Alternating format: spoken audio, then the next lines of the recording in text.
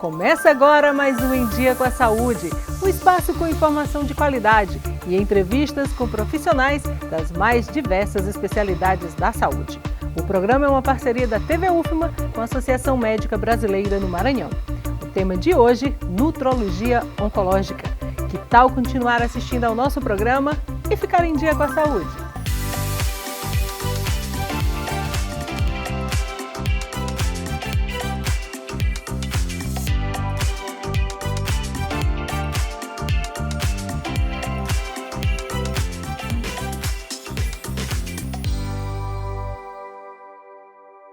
Receber o diagnóstico de câncer não é fácil e o paciente sofre um grande abalo emocional. O acompanhamento é feito por muitos profissionais, médicos, enfermeiros, fisioterapeutas, psicólogos. Mas o fator nutricional é muito importante. E para saber como a boa alimentação pode ajudar no tratamento, eu converso agora com a médica Bruna Camarão. Seja muito bem-vinda ao Em Dia com a Saúde. Obrigada pelo convite, é uma honra estar aqui. Doutora, após o diagnóstico há muitas preocupações, né? Se vai ter enjoo, se vai ter queda de cabelo, né? São muitas as preocupações. Mas será que as pessoas estão lembrando da preocupação com a saúde nutricional? Pois é. A gente estava até conversando anteriormente, né, que um paciente não necessariamente que esteja acima do peso, ele é um paciente nutrido, né? Ele pode ser um paciente acima do peso e desnutrido. E o fator nutricional vai ter importância no resultado do tratamento, de como vai ser aquele acompanhamento do tratamento, no resultado de toda a trajetória dele, para a cura, ou por que você quer que seja, né? Então, o paciente ele precisa sim se preocupar com os macro e micronutrientes, os minerais, as vitaminas, tudo isso vai ajudar ele no tratamento. Há alimentos também que podem piorar a recuperação do paciente? Com certeza. Alguns alimentos, principalmente os industrializados, os embutidos, linguiça, salsicha, às vezes a gente tem estratégias que a gente pode fazer para melhorar, né? Por exemplo, uma carne mal passada, a gente pode maturar ela e etc. E a gente tem os alimentos que ajudam, né? Então as frutas, os vegetais, os legumes, algumas especiarias, algumas plantas, algumas coisas que podem ajudar sim, né? Por exemplo, uma cúrcuma em pó ajuda, mas a gente precisa ter o cuidado do preparo também desse alimento, né? Então, se for uma coisa muito frita, o excesso de açúcar, tudo isso pode prejudicar. Se já todo mundo precisa dessas observações, imagina quem está enfrentando um problema tão sério, né? E a forma também de preparo, né? Então, a gente tem essa preocupação de como é que esse paciente vai conseguir se alimentar daquela forma, como é que está sendo a deglutição dele, ele está conseguindo consumir, ele está sentindo fome, ele não está sentindo enjoo. Então, tudo isso, com a equipe multidisciplinar, a gente vai conseguindo organizar para que ele tenha um bom tratamento. Esse paciente ele pode ter menos fome ou mais fome? Isso pode mudar de paciente para paciente? Com certeza, dependendo até do tipo de tratamento, do tipo de câncer, ele pode sentir mais náuseas em alguns tipos de tratamento, em alguns tipos de quimioterapia, ou ele pode sentir menos, pode não conseguir se alimentar.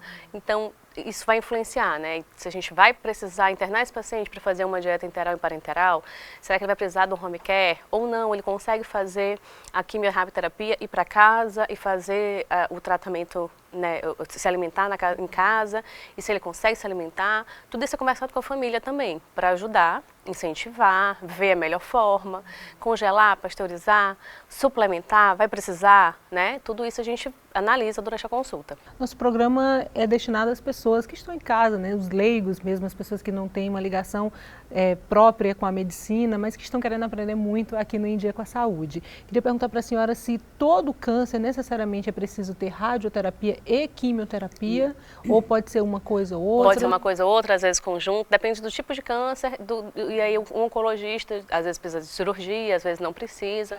O oncologista ele decide isso na hora do tratamento. E essa quimio e essa rádio, elas podem alterar o paladar do paciente? Podem. Ele não sentir mais o gosto da comida, o prazer? Podem, isso acontece muito. E aí o paciente fica desmotivado para comer, né? Então é uma coisa que a gente precisa ter cuidado, que a gente precisa incentivar, ver a forma de preparo. Será que a gente pode fazer uma sopa para esse paciente? Será que a gente pode, às vezes, congelar frutas e dar a fruta para o paciente?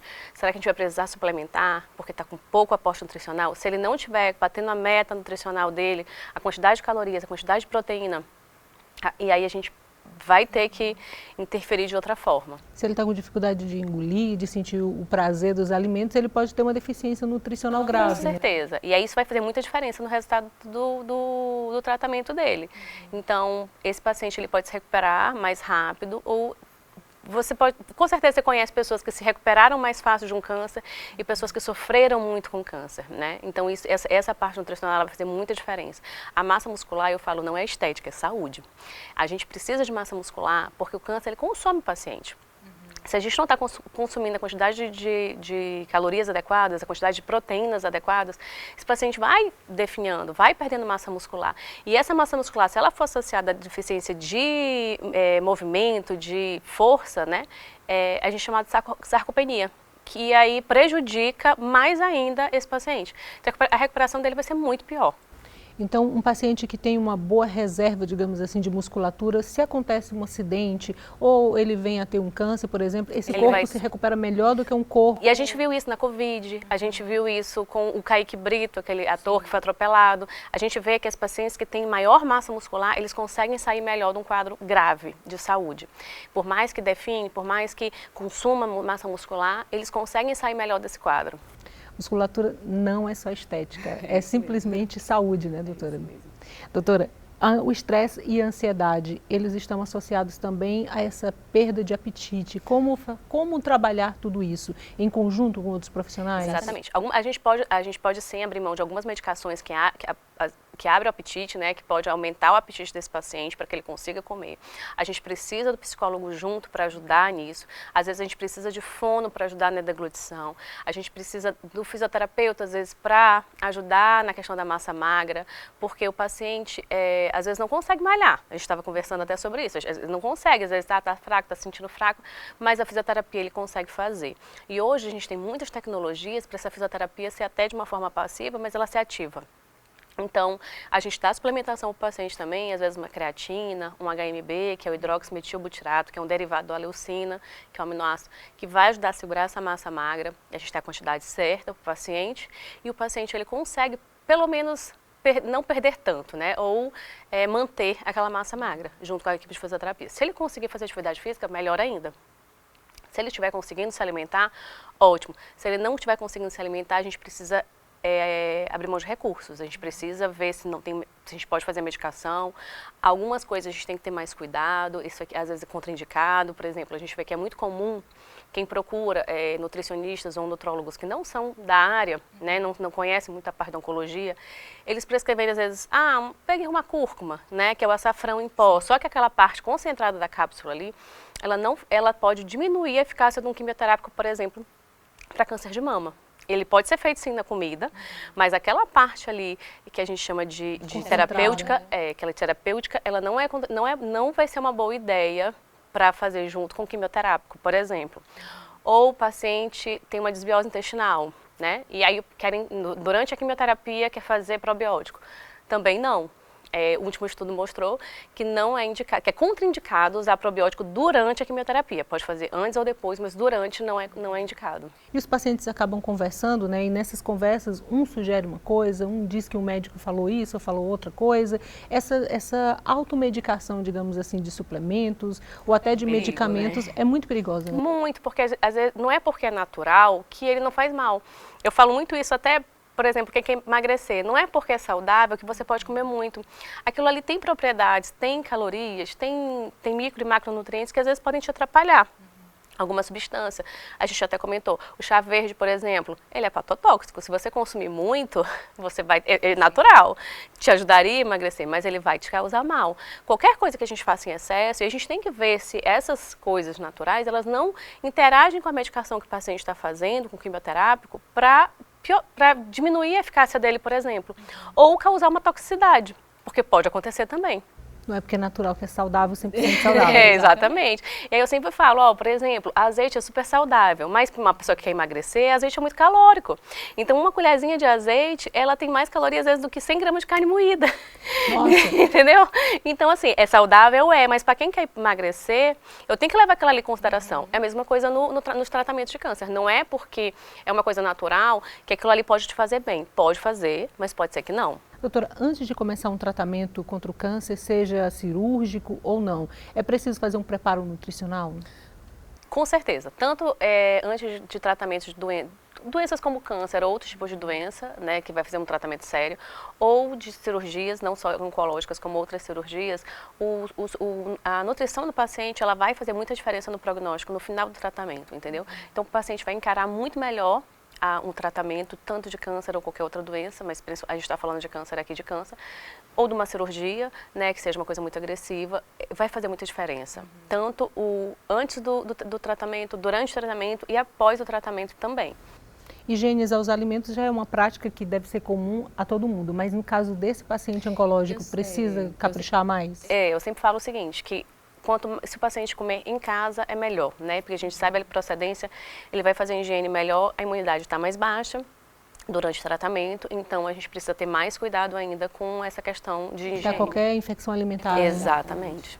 Doutora, muita coisa importante foi dita até agora. Nós vamos para um rápido intervalo. Voltamos já já. É só o tempo de você avisar um amigo ou uma amiga para assistir o Em Dia com a Saúde.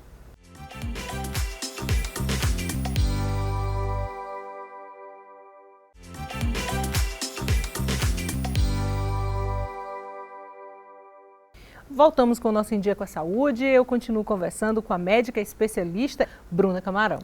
Bruna, aprendemos muita coisa no primeiro bloco, agora voltamos já para conversar sobre a perda de peso repentina. Pode ser um sinal de câncer?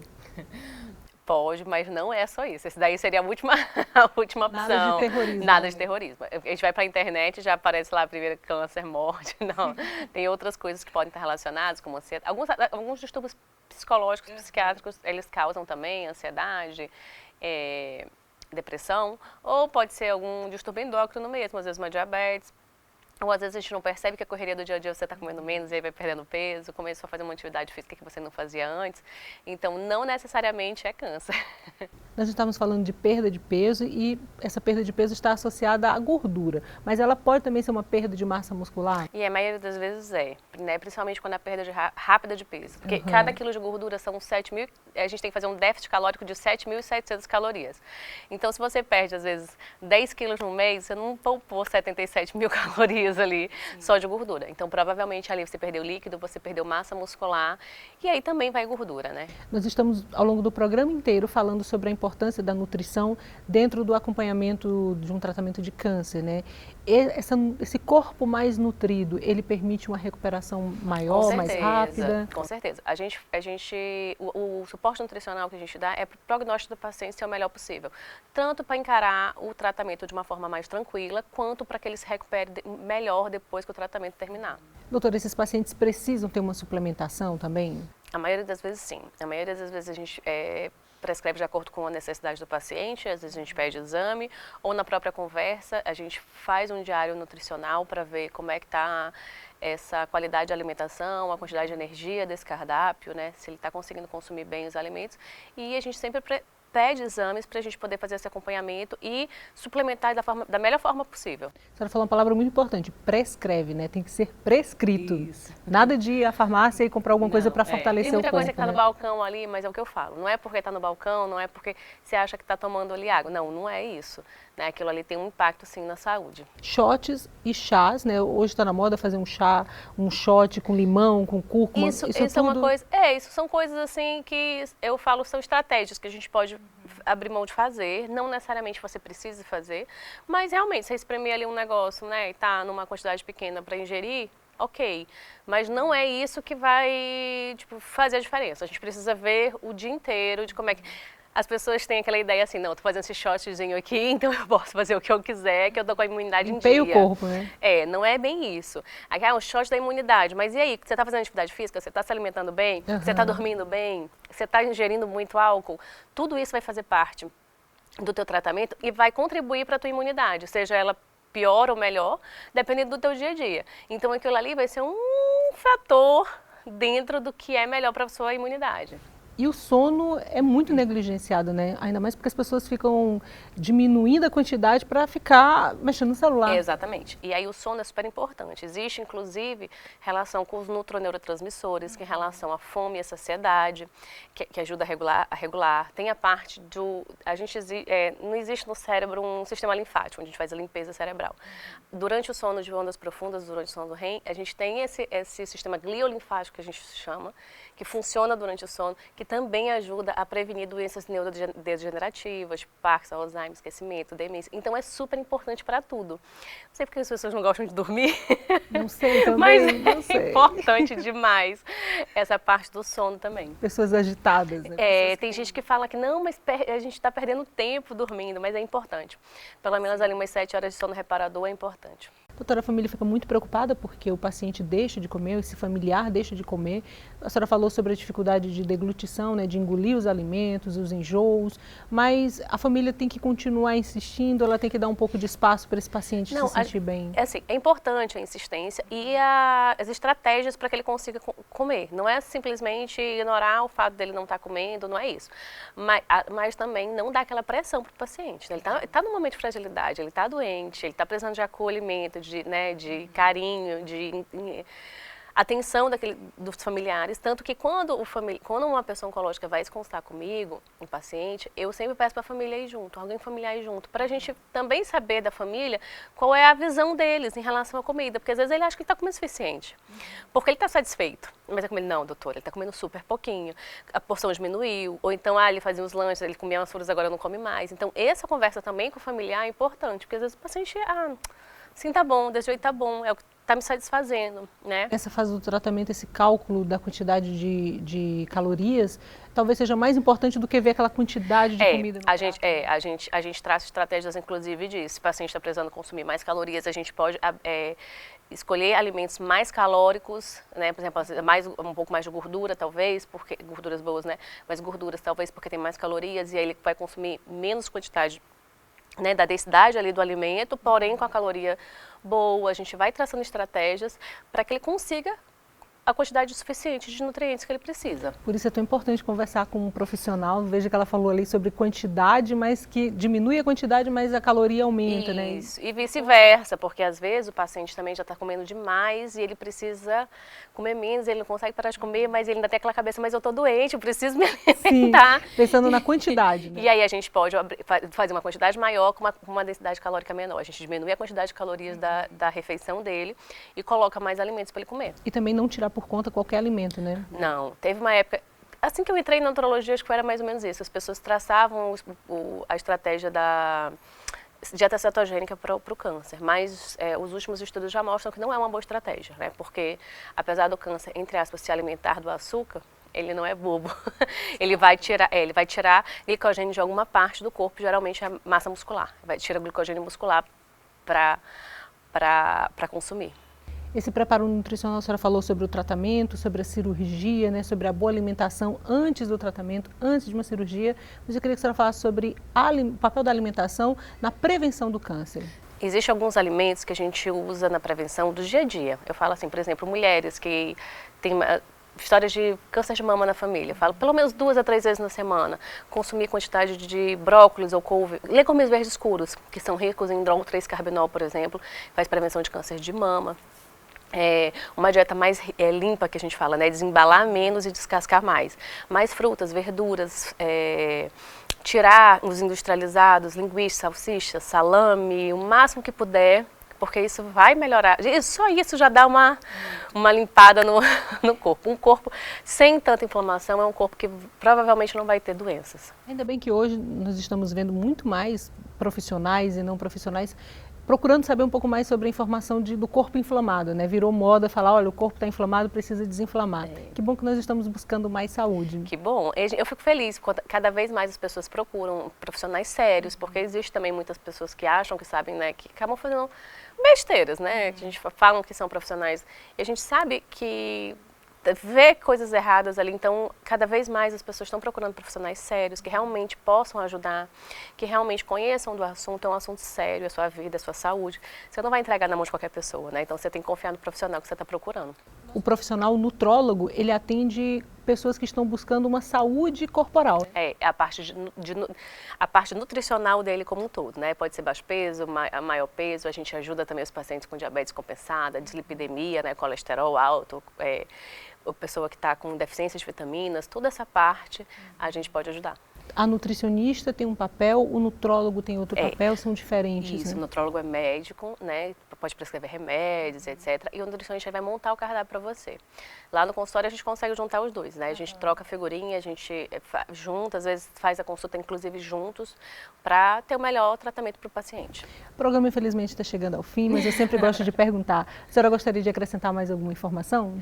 Na verdade é essa prevenção, né? Desde sempre é se alimentar da melhor forma possível, procurar profissionais sérios que possam te ajudar, tentar sempre fazer atividade física, fazer a musculação, porque na verdade a musculação não é estética, é saúde. E tentar se alimentar da melhor forma possível. Dormir bem, não esqueçam de dormir bem. Vamos dormir bem e praticar atividade física. Isso, beber bastante água, porque também o corpo fica legal. Sem dúvida, aprendemos muito. Todo mundo agora cuidando mais da saúde. Eu conversei com a médica especialista, Bruna Camarão. Mais uma vez, obrigada por estar aqui no Dia. Obrigada pelo convite, foi um prazer enorme estar aqui. Muita informação, todo mundo aprendeu bastante. Obrigada. O Em Dia com a Saúde de hoje fica por aqui. Lembrando que você pode mandar dúvidas ou sugestões para o endereço que aparece aqui, ó, na sua tela. A gente volta no próximo programa com mais um tema que vai deixar você em dia com a saúde. Até lá!